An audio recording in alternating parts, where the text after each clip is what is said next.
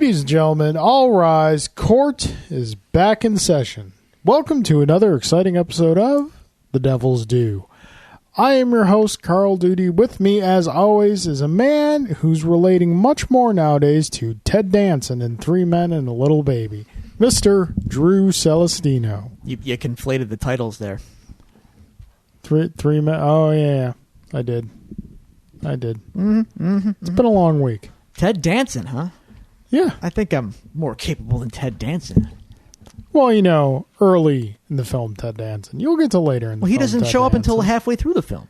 Yeah, well, his early appearance in the film. You'll get to, Three Men and a Little Lady, Ted Danson. Just gotta take a little time. I don't want to be Ted Danson at all. Well, I'm sorry. You gotta be Ted Danson. No. Would you rather be Steve Guttenberg? Actually, yeah. I think I would. He was like the comic artist, wasn't he? Yeah, but Yeah. then you gotta be Steve Guttenberg. He had a good run.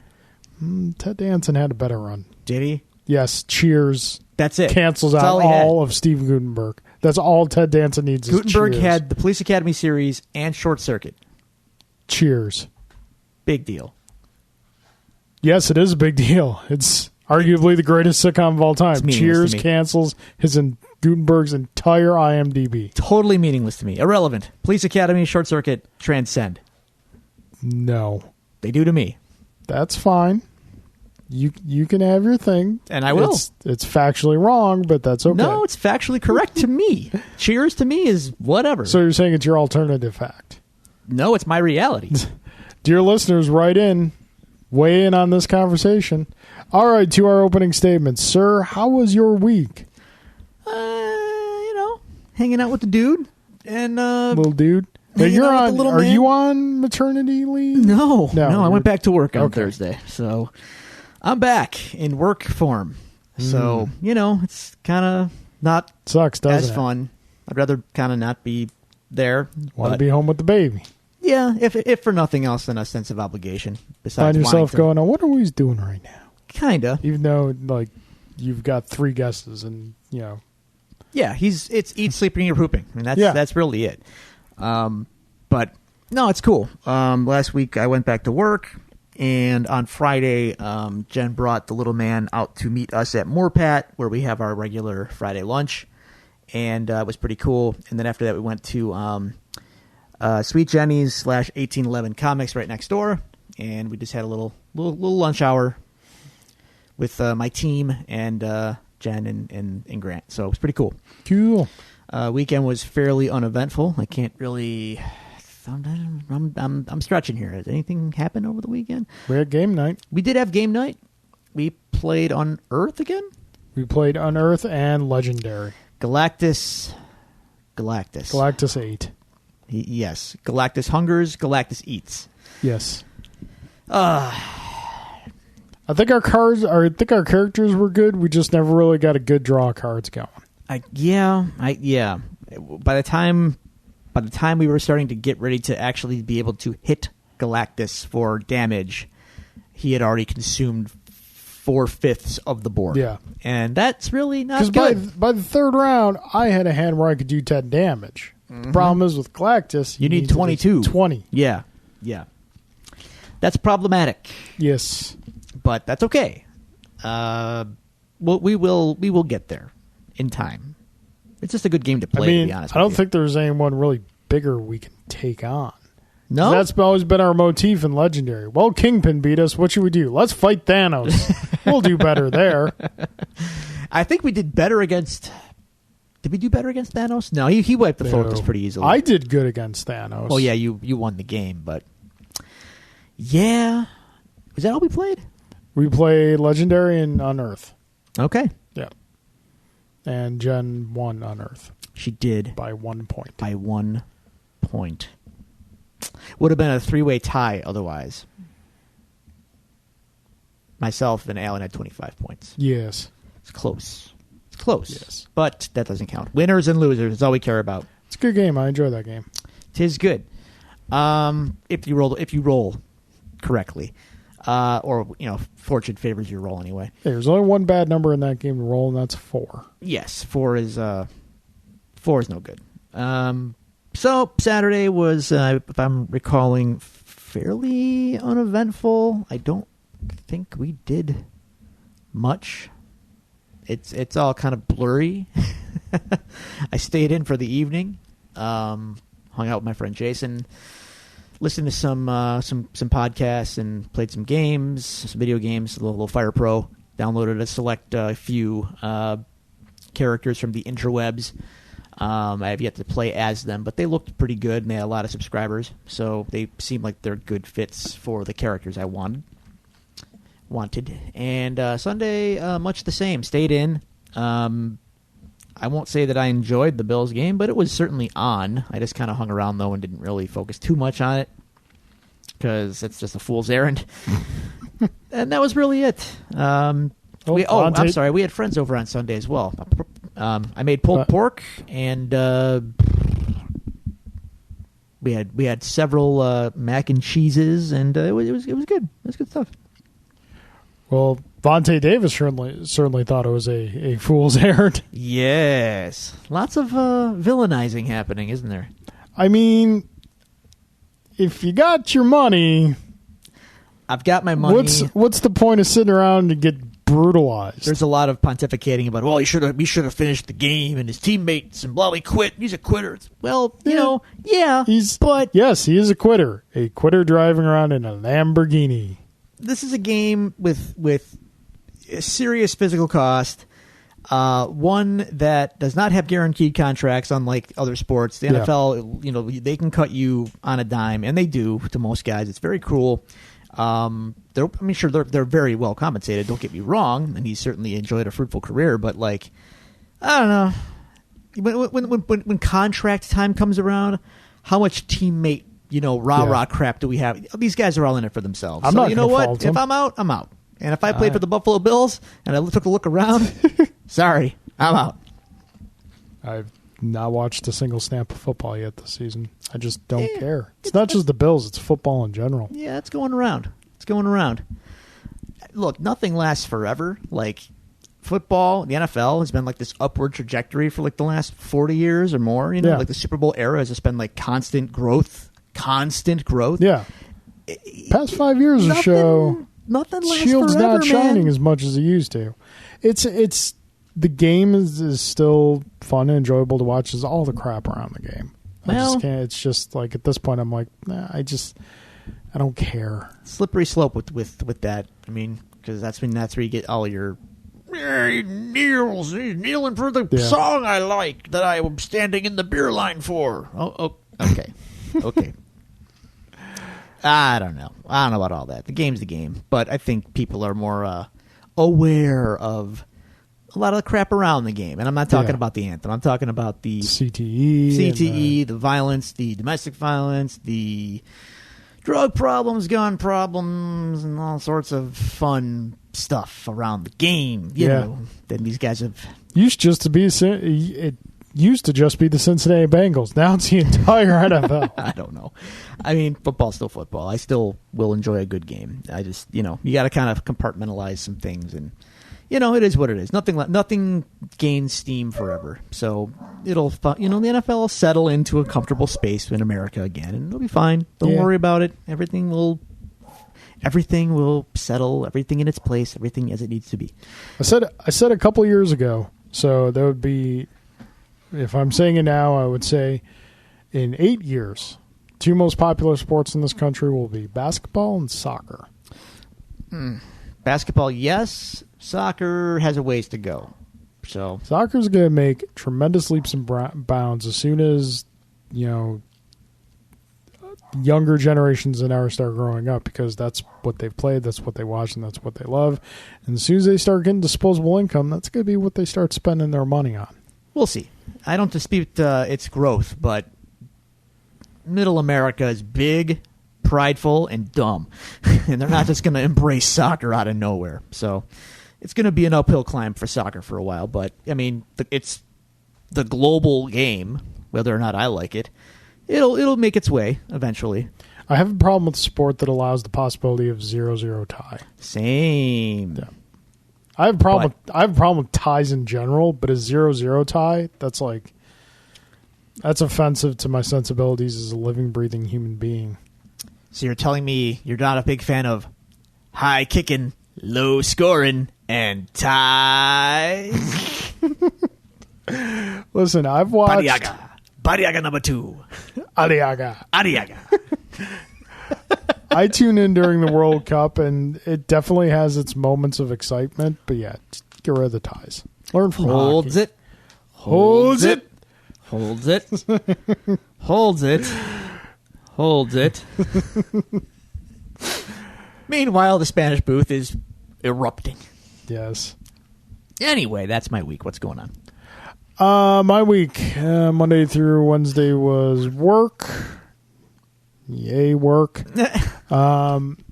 Thursday was the official launch day of X-Wing 2.0. Ah, so you had an eventful week. I spent so much money Yeah, on cardboard and plastic. Mm-hmm. You know how like you look at a collection of something and like DVDs or CDs or comic books or something like that, and people are like, "Do you ever think about how much money you spent on this?" It's like, well, I never spent it at all at one time. This time I kind of did that. But it was great. I got home and I tore into the cornucopia of goodness and popped out so much cardboard sheets. Oh, the cardboard. So much cardboard. Then Thursday night is my normal X-Wing 2.0 meetup. Got together and played, and it was fantastic. I'm itching and raring to play more as I was when I first got into the game. So it's definitely reinvigorated me. The launch, however, has not been without its stumbles, shall we say, as any like big product launches are. The app that you're supposed to use all your squad building for or whatnot is a big chunky dumpster fire. Must you use an app for this?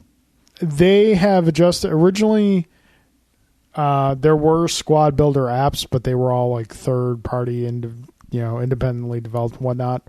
It just made it easier for putting your squad together and then like going through the cards and shifting through the cards. And the purpose of the app is so they can make adjustments within the design space of the game. So previously with a pilot card, there was a point value printed on the pilot card. And each upgrade had a point value assigned to it, and you could build a squad of up to 200 points. Now the point values are encompassed in the app.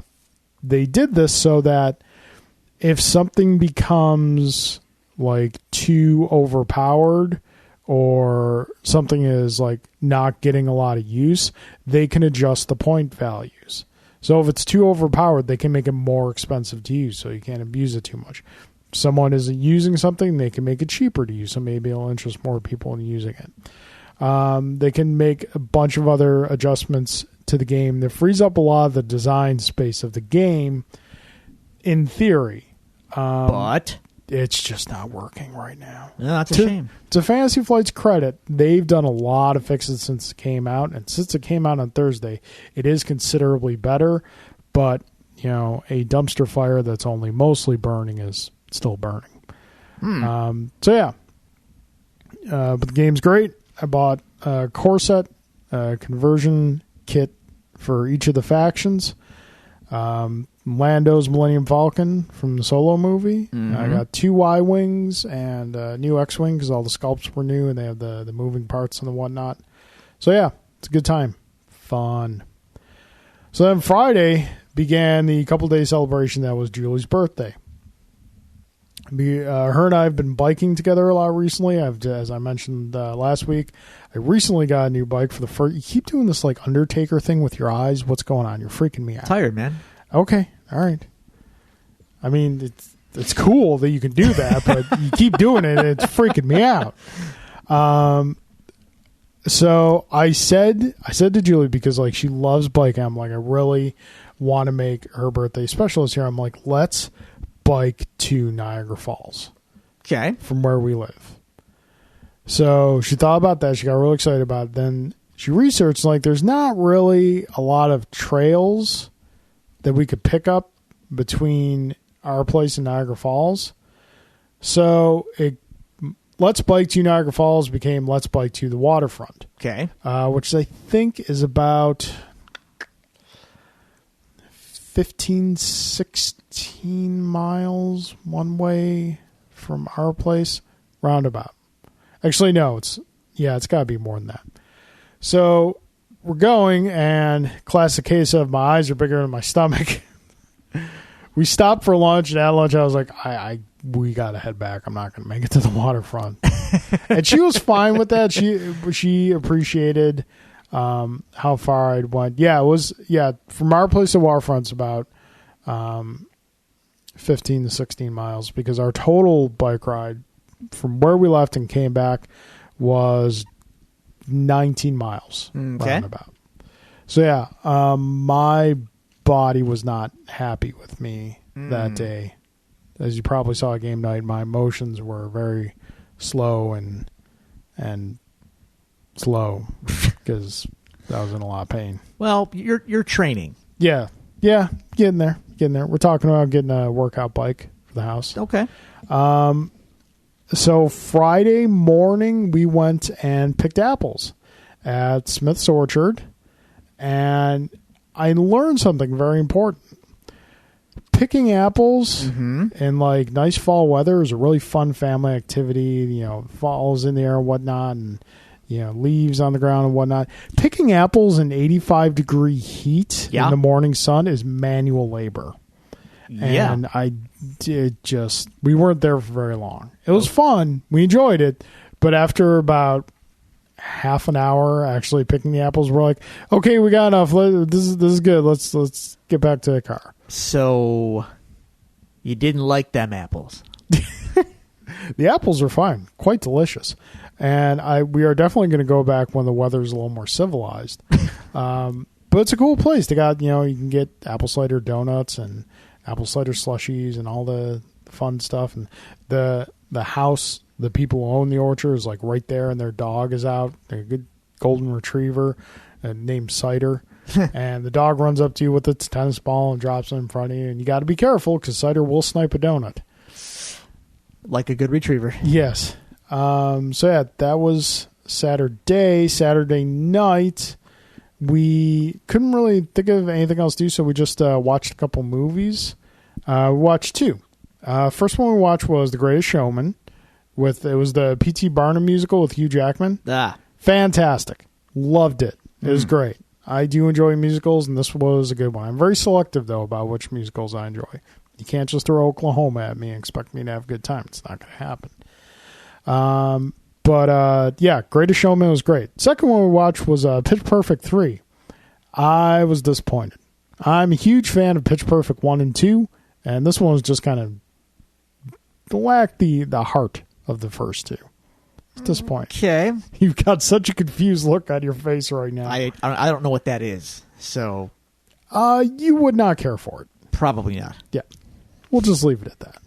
Okay. It's a film that there's no scientific explanation as to why I enjoy it, let alone why I enjoyed the second one, but I did. And the third one came out, and I was like, all right, cool. And then I watched it, I was like, it's all right. I mean, when John Lithgow's in a movie and I'm not getting excited about it, there's something that's a wrong big there. swing and a miss then. Yeah. Well, all right. Yeah, so that was my week's. Dear listeners, as always, if you'd like to tell us about your weeks or send us any questions or comments to the show, you can do so at the following locations.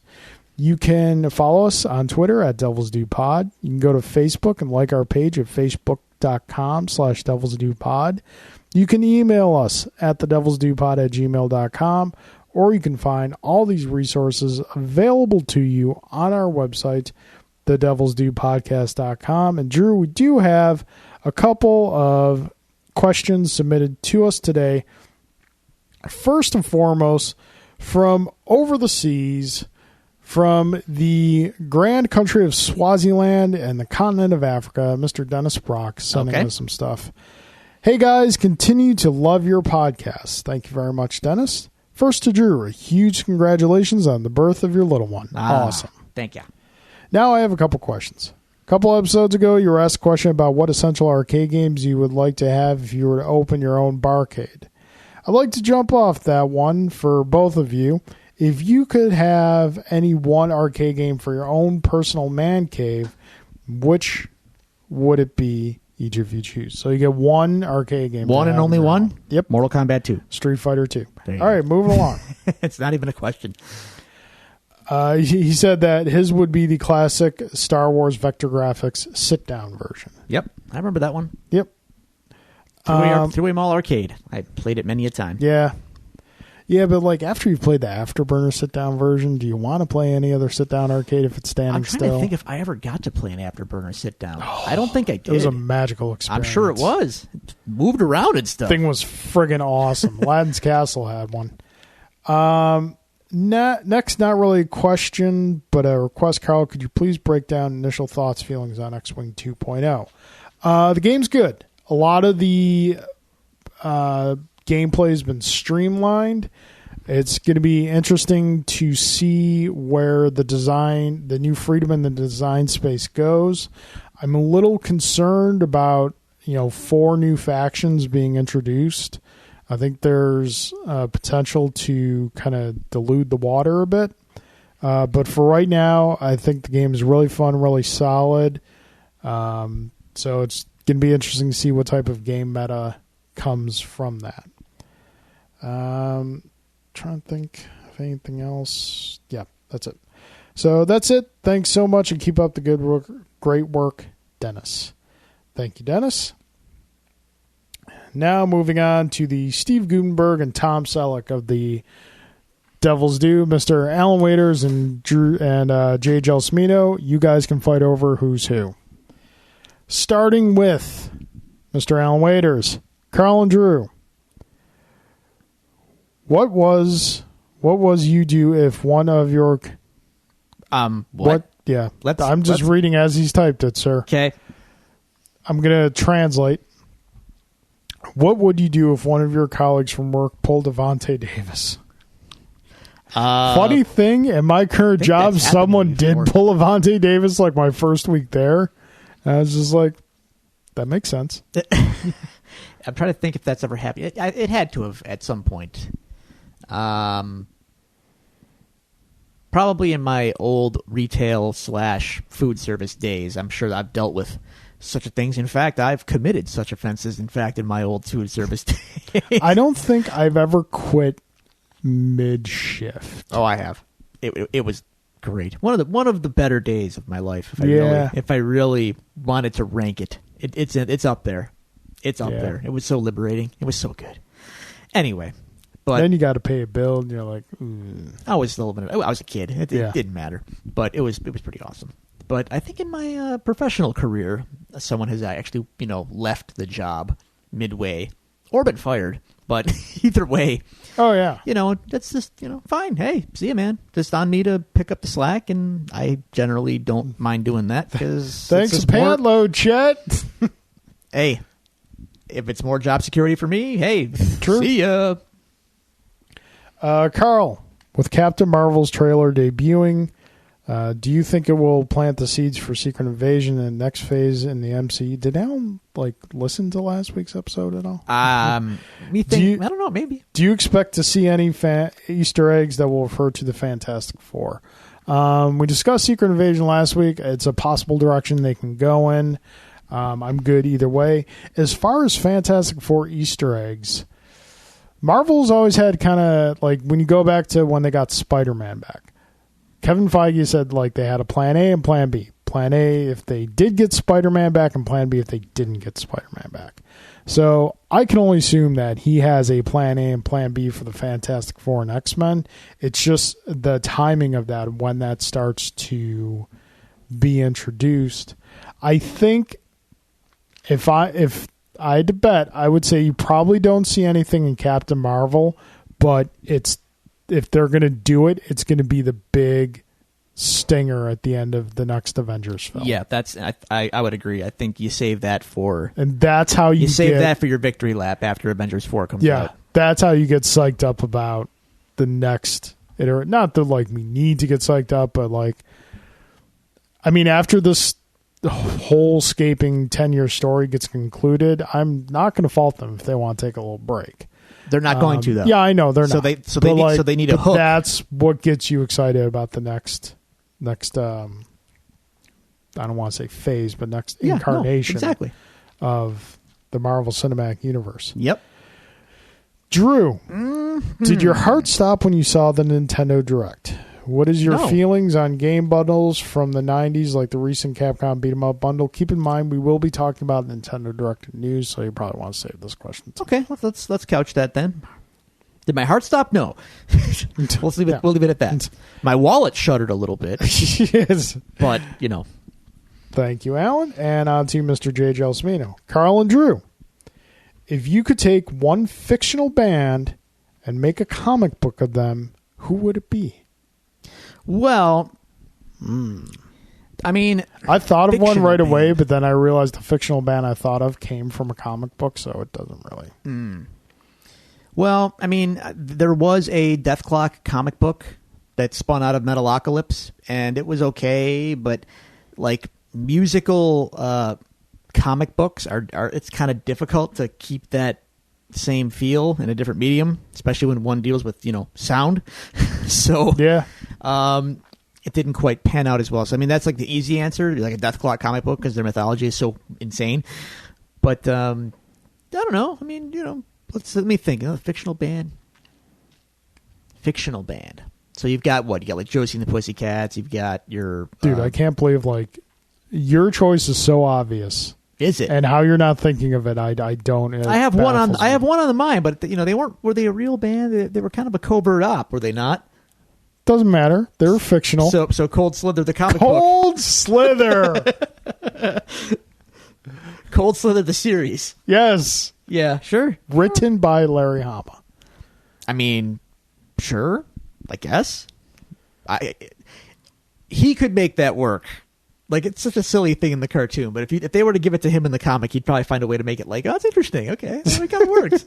Zartan's torn between his commitment to Cobra and his newfound love of music. Well, it's like that. It's like he could do it like the musical episode of Saved by the Bell, where like the band ruins their lives, so they have to go back to terrorism. Yeah, exactly. They got to reconnect with their terrorist roots. Because the band was just tearing them apart. It was just too much. Too much. Oh, man. I think mine would be The Wonders. I would have to go with a Wonders comic. Limited series that takes place, tells us call it the Untold Tales of the Wonders. Tells us the stories that happened during that montage in the film. Sure. Yeah. Then we can get a flash forward maybe down the road. See if they ever get back together. Yeah. Probably not. I don't think the Wonders would do a reunion. As I make the $ to Carl right here. Yeah. Were they big enough to warrant shelling out that they kind had of a hit. They had like one big hit. They had one hit. That's all you need. I don't know. Dude, you'd be shocked at some of the tours you can get put on from having one hit 20 years ago. Okay, Drew. What has been the high point and the low point so far of fatherhood? It's been kind of all high points, I guess. I mean, I don't know. It's pretty awesome. Low points? I don't know. I mean, I'm kind of used to cleaning up fluids and fecal matter from having animals, so it's just another thing to clean. Not really a big deal there. Sleep has been, reasonably okay since I'm not nursing. Someone else is. So you're saying he's kind of like a hairless, more boring puppy. I wouldn't say more boring. It's kind of like, well, I mean, I can't put this one in a crate and leave the house, unfortunately. Yeah. So, I mean, you can. It's just not advisable. There's no low points here. It's all good. It's an adjustment in terms of like, commitment and what I can do and not necessarily do. Like I said, going out or whatever. I can't just pick up and go. I got a tiny human to take care of. So, yeah, there's adjustments and whatnot. But I mean, he's cool and he's my son. So it's all good stuff. Cool. Carl, With the Switch going online and free NES games being available, which ice hockey team will you use? Skinny, medium, or husky? We know the answer to this. Well, see, here's the thing. The Huskies are good if you're really good at the game. It takes a veteran player to make a Husky player good. Because there's a lot of telegraphing that goes in with the Huskies. But they blast everybody, though. So, I mean, but you gotta advantage. have them in the right position to do that blasting. So they're good if you're playing against someone who's not as good as you are. If you've got someone who's on equal or greater skill level than you, you're just wasting a slot there by using a Husky. I think my default is 3 skinnies up front and 2 mediums in the back. I'm going to be very curious to see the leaderboards for this game. Like, somewhere in the world there is a guy. He's been like acing this game for 20 years. Yep. And he's like, my time has come. Yes. I will be recognized. Alrighty, Jay. Thank you very much for your questions. We appreciate it. Brings the cross-examination section of our show to a close and brings us to the news. And before we get to the big news event for the week, as alluded to in the questions, Drew, last week we had a new Nintendo Direct. We did. And some stuff was revealed. Mostly of the indie variety, but there was some fun announcements to be had as well on the big game front. So what Alan was referring to was like the Capcom Beat 'em Up pack, which was, a bunch of Capcom Beat 'em Up games kind of packaged into one little convenient price tag. So you have like your Final Fight and then like Knights of the Round. Is that the one? Like a whole ton of them that there's the most notable ones are Final Fight and Captain Commando. Okay. There's a steep drop off after that. Well, I mean, they're you know why it is for me that they're kind of it's cool, but it's not that cool. There's 2 glaring omissions of Capcom fighters that are not in that bundle that I want, that I would pay money for. Okay. The Punisher and Alien vs. Predator. Well, those are both licensed products. There you go. Yeah. But you put those in that bundle and I'm in. Yeah. Those are quality beat 'em ups. They are. I saw that bundle and I was like, okay, that's cool. I won't buy it, but kind of need to have the option there. Like I'd never played Captain Commando. I was never like really big into it, and Final Fight is great. It's a Hall of Famer, but like I've played it numerous times. I've got it on. If I want to go plug in my PS3, I can go play it there too. So yeah, I mean it's cool. It's cool to have those games out there, and I'm all for more stuff on the Switch. But like for me who's a big Capcom fan, I'm just like meh. Yeah. Okay. Well, it's new to someone else. But, yeah. Whatever. And that's great. The thing that made me kind of go like, oh, well, hello. Civilization on Switch. That's dangerous. That's playing with fire for me, man. Not playing with Fire Pro. No. Just Fire. Yeah. See, I me and Civilization have this this relationship where if I play Civilization, you might say it's torrid. I won't stop playing Civilization. I will lose time. I will lose weekends, maybe more, to Civilization. So I purposely did not put a graphics card in this computer that I built next to me, so I would not be tempted to buy Civilization 6 when it came out. Now the Switch is tempting me, saying, "Come, I have it. I'm here now." And I'm giving you what you want. Giving you what you want. Dangerous, very dangerous. You're kind of like the dude in Star Trek: The Voyage Home who finally found what he was looking for the whole time, what he thought he wanted. Now it's not necessarily what he wants. The Voyage Home. It was the one about God. Oh, that one. Ooh. It's not horrible. Oh, it's not as bad as everyone makes out to be. Oh, it's more akin to a Star Trek television episode than as a movie, which I think works for it. I think the television show had better budget and effects. To be honest with you, there are several points in that movie I'm like, oh God, someone this was in theaters. Someone looked at that daily and was like, yeah, it looks good. Okay, all right. Anyway, yeah. It's risky proposition here. Anyway, There's some other cool stuff that came out of it though. The more I see of that mech game, the more I'm intrigued by it. What's it called? It's called like Ex Machina, right? Something like that, yeah. So that looks cool. And then obviously the big announcement at the end of the episode was just everything I needed to know for 2019, and that is that there's going to be confirmed a new Animal Crossing coming out. Okay, I'm throwing money at the screen, Nintendo. just give it to me now. Give me Animal Crossing. Did they? I know details of the online service were announced this week. I'm not sure. Were they announced during the direct, or was it just like No. some? Okay, so it's $20 for the year. For the year. Great price. So what does that encompass? I have to check the full list, but the big features are obviously the cloud saves, which everyone's been crying for from day one. Here you go, $20 a year, you get your cloud saves. Stop crying now. The NES service, I think it's like 20 NES games.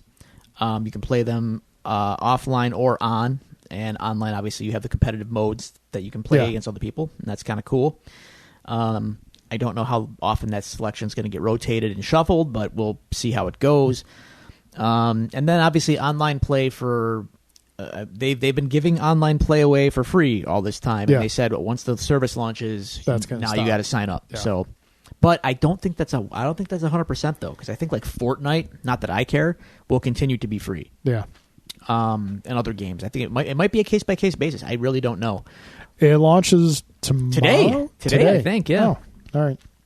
I'm not in a rush. So I can go home and play pro wrestling now. You can. Oh, pro wrestling. Greatest wrestling game ever made.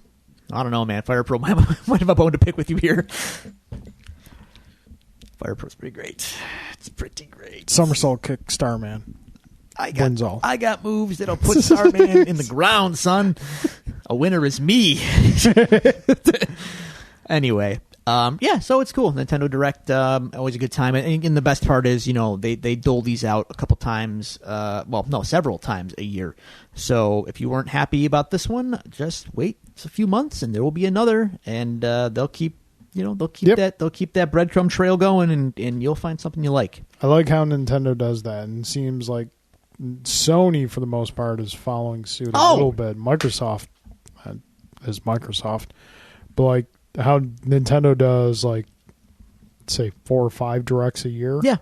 And then like Sony does 2 PlayStation experiences a year now, and so it's not just like E3 everything and then like just right. No, Nintendo. I like that. Yeah, same. They focus their message and they deliver timely messaging. Yep. And people get hyped several times a year. It just keeps things kind of rolling, and nothing gets kind of forgotten. The Final Fantasy stuff as well on Switch. Oh, yeah. 7, not 8, 9, 10, 10-2, 11. No 11, but 12. Well, all coming to the Switch. What a time to be alive. What a weird circumstance this is. I like 8. I don't care. Well, you can play it on your PlayStation 1 because you can't play it on your Switch. It's fine. I can play it on my PlayStation 3 because my PlayStation 3 is a first-gen PlayStation 3. 100% backwards compatibility. The grill. Yep. That I used maybe twice. Yeah. As I got older, backwards compatibility was not a huge thing for me. I still, in theory, love it. I want I want everything in one place, but I'm not as in love with it as I once was. Yeah, it's not a deal breaker for me because I don't trade in my consoles, so I have it all. If I want to play it, I'll hook it up. Yeah. So anyway, there you go. Cool. I'll definitely be buying 7. Me and everyone else on the planet basically will buy Final Fantasy 7 again for the Switch. I'm not buying it again. Well, that's you. I'll buy it again. Dude, I got like Octopath Traveler. I've given 70 hours to, and that was a brand new game, and I'm all for that. I'm not about to go back and play a game I've played through once before for 70 hours. I just don't have that kind of time anymore. Well, just to have it. Just to have it and hold it and look at it and whisper sweet nothings at it. Where's your HD remake? Where? I don't care. I don't care. I swear to God, I don't care about that HD remake at all. They're going to ruin it. They are going to ruin that game. Mark my words, fanboys. They're going to ruin it, and you're going to be mad about it. and I will have told you so. I have the Advent Children film. That's all the resolution I need. Yeah. That's one thing that happened this week. Nintendo Direct. The other thing... we got to stop by Dumpster Fire for a little bit. Hey, that's okay. It's warm. We got fall's coming. Let's warm up a little bit. Yeah, we got 2 reveals from DC this week. The first one was kind of an interesting one. We got a reveal of Robot Man from Doom Patrol. I've seen set pictures of Robot Man and of Negative Man, and I'm not going to lie, man. Titans looks like a giant flaming disaster. But what I've seen of Doom Patrol looks intriguing. Now, I'm not going to say I'm going to plunk down money for it. Yeah. But you won't not go over to someone's house who has plugged out money for it to check out an episode or 2. It has my attention because it looks authentic. The Robot Man costume, like he's a rusty robot. The costume I've seen in set pictures, yep, he looks like off the page. Yeah. And same thing for Negative Man. Like, yeah, he's got bandages and a fur coat on. I mean, like that's what he looks like. That's what you need. They got Timothy Dalton playing the Chief. What? Brendan Fraser is voicing Robot Man. Like, this is all... Like, for everything Titans is doing wrong, Doom Patrol's over here like, no, we're just over here making this really neat, interesting, well-cast little show over here. It's inspired me to want to read Doom Patrol. I have all the trades. Would you like them? I may take one home tonight. It's an experience. I love it to death, but it's not for everybody. But it's awesome. And funny because, like, you mentioned Titans, and they released like a little mini teaser trailer this week for Titans that featured Jason Todd. Saw that. But it was young Jason Todd as Robin, and 30 seconds into the trailer, I'm like, oh, this kid's friggin' annoying. That's the point. I thought about it, I was like, wow, they did it right. It's like... At the end of the season, there's going to be a phone number for you to call. Do they kill him or not? It's a callback, kids. That is a callback. Look it up. Wiki it. So, yeah, that was kind of interesting how they did that. Yeah, Titans. He's going to be Nightwing by the end of the season. You know that. Like clearly, that's got to be the direction they're going to go, right? I kind of hope so, because I don't think of Dick Grayson as Robin anymore, and that's like... Does anybody? No. I mean, and that's kind of like you think of him as the legacy Robin. Yeah. But you don't think of him as Robin. Yeah, he's totally come out from that shadow. Totally. So yeah, well, we shall see. Sure. Still haven't seen anything about Swamp Thing yet. That's All one I've I'm seen- interested to see. I've seen quotes from the writers and the producers, and they're basically saying there's no mandate to make it all one big universe on the TV shows. Yeah. And they also said it's going to be a hard R-rated, mature content show. Yeah. Well, then again, Titans is dropping F-bombs, so who knows what's going on. Yeah. So, and they can say it's not a connected universe from here to Kingdom Come. See what I did there? But the thing is, you're come on, launching see it, what I did there? I see what you're launching it on all they on gotta a do service. is just say multiverse. And Sure. But I mean, Yeah. you're launching it on a service why would you called not? DC Universe. Yeah, why would you not? People are going to expect it all to be tied together. Yeah. And then we got another reveal, finger quotes reveal. Earlier this week, we got a shot of Joaquin Phoenix and the Joker. Oh, yeah. Yeah. It's happening, girl. Whatever it is, there it is. So, as I do my Mr. Burns excellent finger clapping here, do you know what his name is in the movie? I heard it, and I remember thinking, what? And then I've forgotten it. Okay. The Joaquin Phoenix is... Did I say his name right? Joaquin, whatever. What's how dude's name is pronounced, man? Pay him the respect. Yeah, I'm going to go full Ralph Garman here and just go, not a real name. Anyway. His character is named Arthur Fleck. That's the character's name. Yeah. I'm reluctant to call him the Joker because the Joker doesn't have a name. But, Yeah. but I digress. Arthur Fleck. A. Fleck. Affleck is the Joker's name in this movie. What's going on over there, Carl? Well, funny you should mention that. What's going on over there? Because Why do they got to poke the Fleck while he's in rehab? they got a big bomb dropped on him this week. Go on. Kind of. Go on. We don't know. It's unclear. For all intents and purposes, Henry Cavill is no longer Superman. Right. And now that doesn't shock me. No, it doesn't. But people were apparently up in arms over this when the report came out. And then you had conflicting accounts of, no, he still is. And where I kind of land on this is, maybe he still is or wants to be, but you're not making another Man of Steel, and you're definitely not making another Justice League anytime soon. So what do you want him to do? The origin of the story is that talks broke down between the studio and the representatives of Henry Cavill over a cameo appearance in Shazam. Okay. Apparently they couldn't get together on the money, and Cavill's people just walked away because Cavill's, reloading biceps now. He's kind of packing them fists. Yeah. How cool is that? I see that. I want to see it just for him. Just for that scene. And I enjoy the Mission Impossible movies. I just want to see it just for him. And the stash that ruined Justice League. Yeah. I have to see it in its majesty. So and then there were, Warner Bros. Said, well, we just don't have anything on the slate right now for the character, and so on and so forth. It's right. like, guys, come on. You just lost one of the big three. You did, but you lost one of the big three. The other's in rehab. Which, by the way, that's why they haven't announced his firing. Because he's a SAG actor, and because he's in rehab, they can't just fire him now. They have to wait till he's out and whatever. Yeah. So, by all accounts, he's gone. He was gone. The moment those initial reports came out that said he was gone, he was gone. Yep.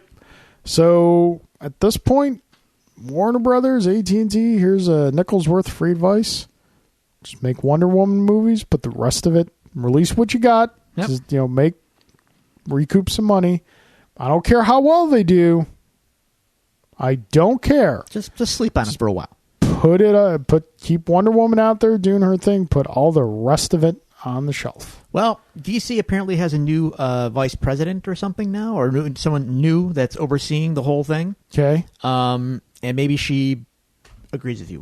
We'll find out. Yeah. But basically, the whole property is under new management. Focus on the television. Focus on the app. Doing original stuff on that.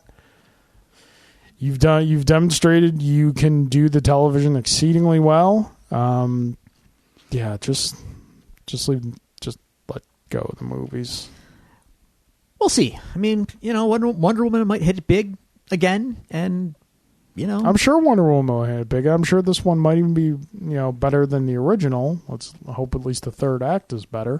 Right. If they learn from because I thought the first one was great. Stumbled in the third act, but overall was great. So just do that again. Just keep doing that. No, the Cavill thing, people are all mad. It's look, man, what do you want them to do? Yeah. They're not going to do anything with the character. So if I'm him, I'm thinking, well, hey, I'd like to keep going, but if you got nothing for me, I'm not just going to show up in your Shazam movie because. Yeah.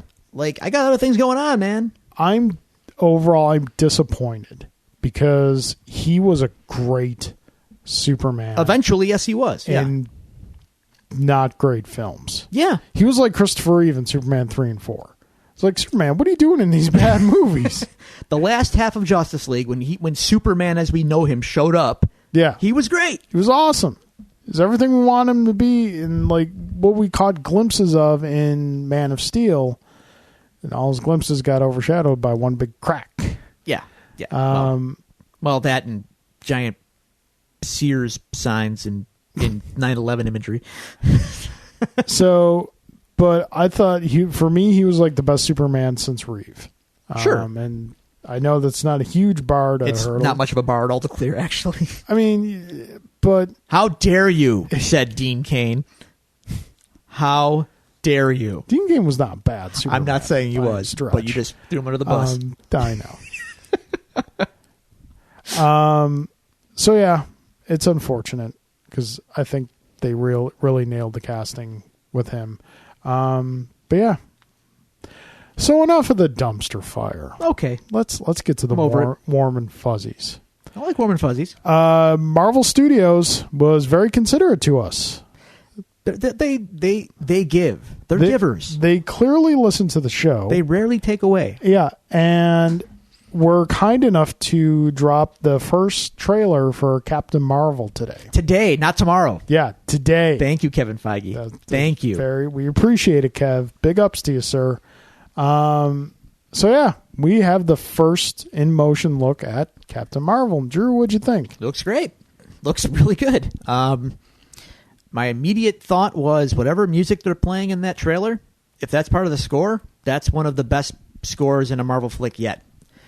These movies often have somewhat forgettable scores, to be honest with you. Subpar. Yeah, and this one, right away, I was like, oh, that's a memorable little thing you got going here. And it kept going, and it stuck with me. So that's good. That's all right. Nice job. We get lots of space. We get the 90s. We get Blockbuster. We do get Blockbuster. And as a former employee of Blockbuster, I might have a nit to pick. Go on. Depending on the year that it takes place, they showed, like, through the windows, you could see the walls of the Blockbuster were yellow. They didn't really go with the yellow walls until, like, you know, the early 2000s. So, just saying. That's weird, because all I remember are the yellow walls. They were originally just, like, kind of white. I don't know. Maybe it depends on your location. But it could have been location But I did read specific. that they stopped calling it Blockbuster Video as of like 1994. It was just Blockbuster after that. So that kind of points the movie. You can pinpoint when this movie takes place. So look for like 90 to 94. That's the era we're talking about, especially given the Boss 9 Inch Nails T-shirt that Carol Danvers is rocking in some scenes. Yep. So that means that she is probably a pretty Hate Machine fan. Downward Spiral may or may not have been out. Broken might have been out for sure, which is exciting. But I really hope we get some 9 Inch Nails in the movie. It looks to be. She looks to have amnesia to a certain extent. Yeah, she at some point went to space and forgot that she was ever on Earth. Yeah, interesting. Indeed, I think it looks great. We got the mask. The mask is in the movie. Yep. There was some. I didn't think they'd go there. I thought they would. They did. We got Skrulls very briefly coming out of the water like a boy band, and in the movie. I want that picture on a T-shirt. That's all I want. Don't we all? I want 2 T-shirts. I want one that's just like the album cover, like center on the chest, and I want one that's one of those full picture T-shirts, like the picture encompasses the entire T-shirt. Yeah, that's what I want. We get D.H. Nick Fury with 2 eyes. Yes, and a D.H. Coulson. Very briefly, D.H. Coulson. Now, it's almost like spoiled in a way because he's been on Agents of S.H.I.E.L.D. for like 5-6 years now. But this is his first appearance in the movies since Avengers. Since he died. Mm-hmm. Welcome back. Yeah. And it'll be interesting to see because he's been dealing with the Kree for some time now. Yeah, on the show. Yeah. So it'll be interesting to see if they touch on any of that. Let's just say the continuity of all of this has gotten a lot more complicated than it was back in Phase 1. Yeah. So they've already kind of had the retroactively, like in Thor, the first Thor movie, I believe it was kind of said like they never experienced aliens from outer space before. Well, that's not really true. We're going to forgive them that because it's still Yeah. Very early on. So that said, though, no, the trailer looks really great. We get, you get a little sense of her power. We get a little story detail. We get some Easter eggs. We still don't know who Jude Law's playing, but it's probably Marvel. Yeah, probably. So yeah, it looks cool. It's a new Marvel franchise, and anytime we get to see a new angle on the Marvel stuff, I'm excited to see it. The last new thing that we really saw was Black Panther, and that was great too. So the more I just keep showing me new stuff, Marvel. Yep. I'm loving it. mean, you can show me Cap and Thor all day long, and I'm right there with you. I'm in. But I like seeing the new stuff. It's exciting. Yep. All right. That about does it for the news this week. Well, there is that one other thing. What if you're reading the tea leaves. We talked about it before the show. So, go ahead. if anyone is just, observant, because it kind of blew up into a bit of a thing, if you are on Facebook and you have, if you have liked the pages for the Netflix TV shows like, Daredevil, Iron Fist, Luke Cage, Jessica Jones, Defenders, then you might have noticed this week that the Defenders page has been completely rebranded into a generic Netflix page. The other Marvel pages are all still there, but Defenders has been unceremoniously shuttered into a generic Netflix, rah-rah Netflix account. As you were saying because we were discussing this earlier, I am curious to see if their Twitter is still... That's a good point. I didn't think to check the Twitter. I just know the Facebook page went bye-bye.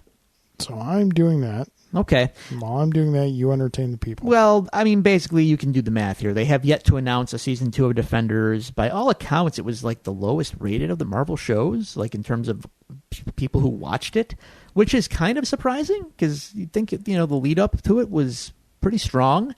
Although using the last show being Iron Fist to lead into it was probably not the best idea because Iron Fist stunk.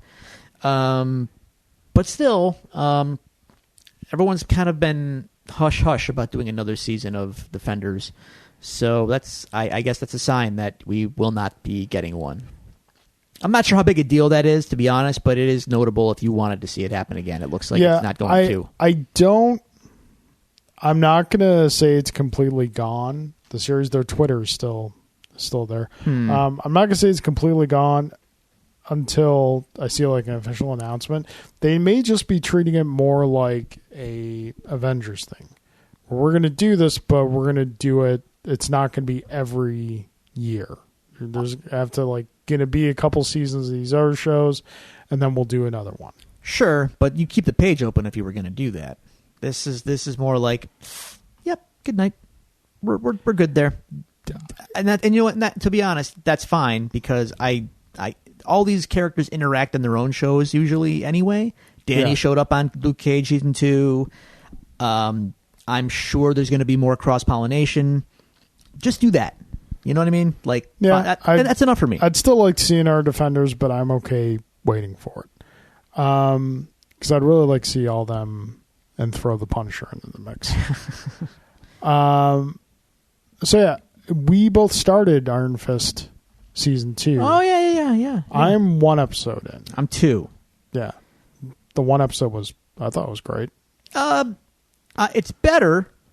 Like, there's more fight scenes happening. We get some more Kunlun action, which I'm like, okay, here we go. Yeah. Now this is what I wanted to see. This is what I wanted in the first season. Yeah. But thought they would have learned their lesson, and they didn't.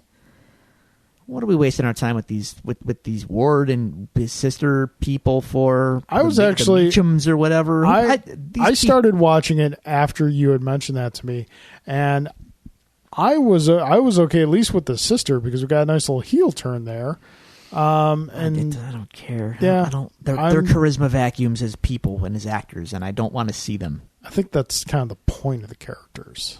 That's bad.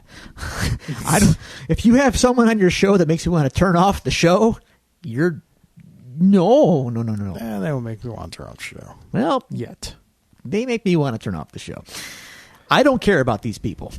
You better get rolling with the story here, with the Davos and whatever the gang war. Let's focus on the facts here, because this whole sister brother thing, I didn't like it the first time. I don't want to see it again. You're scaring me here, Iron Fist, because we got that really cool scene with you and Davos beating the crap out of each other in Kunlun, and I'm all in there. And then I got to deal with, well, I'm out of the company now, and sign this paper, and I'm gonna take my money and do.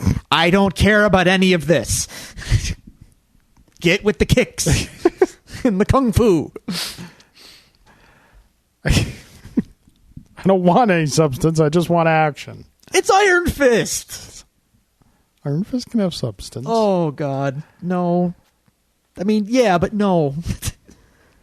Well, Drew, Make with Fat Cobra already, all right? Hey, amen to that. if the Netflix shows have taught us anything, hurry up and get on with it is not one of their mantras. No, it's not. No, it is not. So, which brings us to, not to imply that it's in regards to, brings us to this week's episode. Russell. Papers rustled.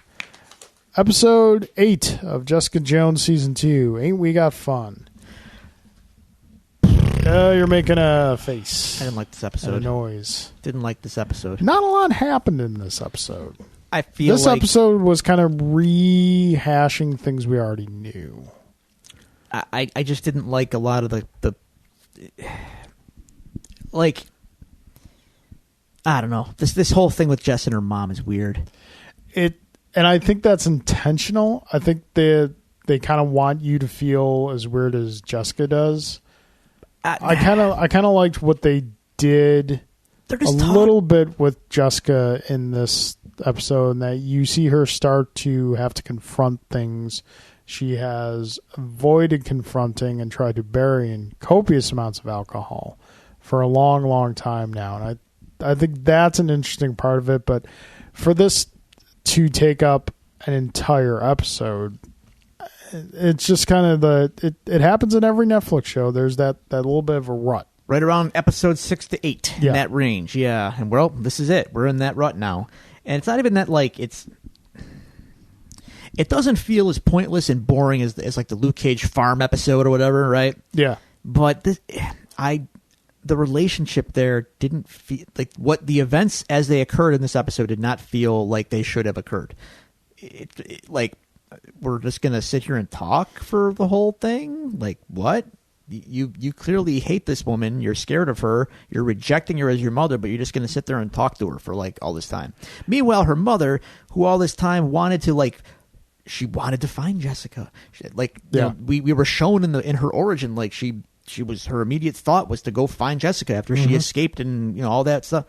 And now she has her, and it's just, and they hate each other. And, like, they don't want. Well, Jessica hates her. Yeah, but then she gives it right back to her, like, well, you never changed. You're still this miserable man. It's like, this is the girl you want to find? Yeah, your daughter? I wouldn't go as far as say it's hatred. It's just like, you know, there's a clear rejection, though. Like, it's not a warm. I don't think it's. Hey, I've been looking for you for so long. I'm so glad to see you. It's more like, well, we're also dealing with someone who is mentally disturbed. And how? So you kind of have to factor that into it. But yeah, it's like there was, aside from kind of what they're doing with Jessica and her dynamic with her mother in this episode, which granted is the bulk of the episode, a lot of the other stuff that happened in the episode just kind of seemed to reinforce stuff that's already been said the past couple episodes. The whole Malcolm and Trish thing. Yeah. We see Hogarth's story kind of advance a little more, and that's taking interesting turns. Yeah. I didn't like that either. That's her, aside from her finding the healer guy or whatever. Yeah. Okay. That makes sense. I mean, you know, she has a disease, and now she has a purpose to maybe find this guy, free him, and then get healed by him, whatnot. Okay, that's all good. But, you know, as soon as the girl got put in her care, yeah. What was that, like episode 4 or 5 or something like that? Yeah. My immediate thought was, okay, how long until this happens? And then in this episode, you kind of knew they were going to hook up. It was, I don't know, a foregone conclusion. Felt lazy to me. It's, to me, it's just like, this doesn't detract from the story. It doesn't add to the story. It's the room temperature fire of the story. It's just there. It's there. It's not really serving a purpose. Yeah, it's just kind of there. But again, it doesn't. I'm not gonna, pshaw it. It's not pushing the story forward, but it's not hindering it either. Because Hogarth's story is not so intertwined with Jessica's story, with the main story. Hogarth's kind of in her own path. And as far as her own story goes, that goes to service her story. Yeah. Which is fine. Yeah. At the same time, though, narratively, this season is lacking a really big thrust. It's just kind of disparate stories happening. Jess has her thing going on. Trish is kind of tied up with it too, and they have their yin yang relationship happening right now, where Jess maybe goes up, Trish goes down, Trish goes up, Jess goes down. Yeah. Hogarth's over here on the other side, and it's all kind of tied to IGH. But 3 letters isn't really a real big narrative linchpin. Okay, why? What's the threat? What are we worried about here? I don't think the doctor. I mean, we found him mid-season, and now he's on the run, and he's not all bad, but he is, but he's not. So, okay, I got these 3 stories happening, and I'm having a hard time reconciling why any of it matters overall. Yeah. Now, I get what you're saying, and with something like a Daredevil or a Luke Cage, or to a lesser extent, Iron Fist, I think it'd be a valid concern, because those shows kind of rely on those big shifts. Jessica Jones, I think, is just kind of a different animal the way it's put together. It's not necessarily meant to be that type of story. It's meant to be a story, like we said before. This is paced out like a noir detective story, and so that traditionally has a slower pacing to it. There's not necessarily huge, as you mentioned, thrust. It just kind of goes along at its own pace. And yes, even within that pace, there is still a bit of a rub, which we kind of both agree this episode is. I'm even just looking over my notes. I took very little notes on this episode as I was watching it. I'm just, because a lot of the stuff was, like I said, was already, you said it. Jess learns that her childhood might not have been as happy as she remembers it. Yeah. But then again, her mother is insane. So is she a reliable narrator? I don't know.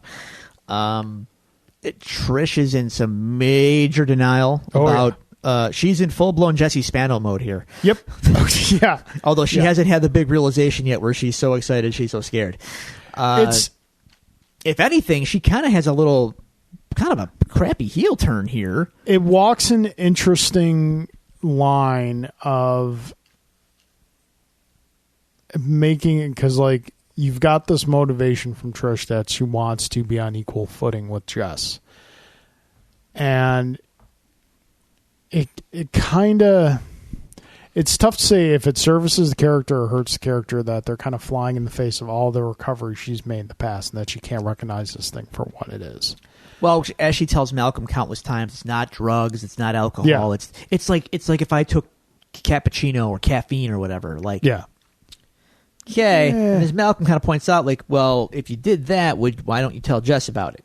Yeah. Why can't you talk about it? Yeah. Malcolm calls her, and he puts her in checkmate every move she makes. And, until he doesn't. Yeah, and she just kind of shoves it in his face. And she guilts an addict into taking drugs. Yeah. Man, that's and some the cold. moment he takes it, he realizes what just happened and runs away, which is good on him. Good on him, but man, it makes her look real bad. Yeah, it does. That's a bad look. Yeah. So we'll see what happens. This, again, wasn't one of the better episodes, but, every Netflix show kind of has those 1 or 2 episodes where we're kind of okay. Yeah. This is happening. I don't know what's going on here. I don't know. This was underwhelming for sure. The show had some momentum going, and then this episode happened, and it's okay. We're just kind of sitting around talking. Yeah, I mean, I wouldn't want the relationship between Jess and her mother to immediately become superhero, supervillain relationship. That's not what I'm saying, but I need that. some kind of bigger overall narrative. Again, thrust. Who are we fighting and why? Yeah, but see, I don't know what we're doing here. This isn't that story.